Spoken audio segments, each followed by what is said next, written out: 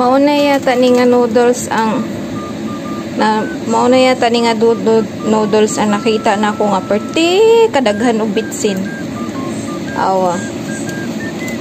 Daghan kaayo siya bitsin. As in. Awa, daghan kay siya bitsin. Akong ginahimuan ginatanggal na ako ang kaning murag gulay-gulay, pero ang kaning iyahang bitsin dili na ko hotdon na siya og kuan. Ug kanang butang sa noodles.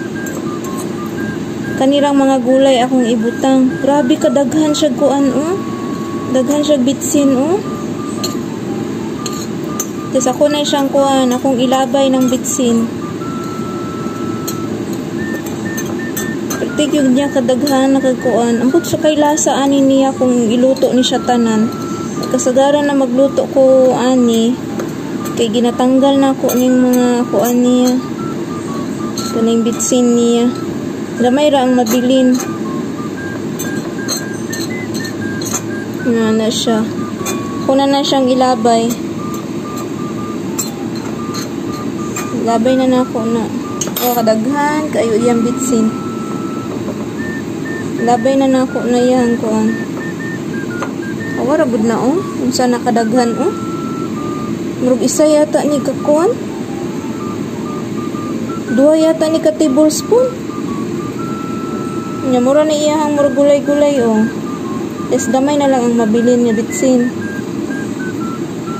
Grabe kadaghan so karon pa kita ni nga ni perti kadaghan nga hindi kadaghan nga bitsin sa noodles. Pancit Canton version in Taiwan. Akong pancit canton gibutangan ako og kuan, gulay, mushroom, carrots and repolyo. Tapos darayahang kuan, seasonings, pancit canton. Tadaan! Pancit Canton Taiwan version.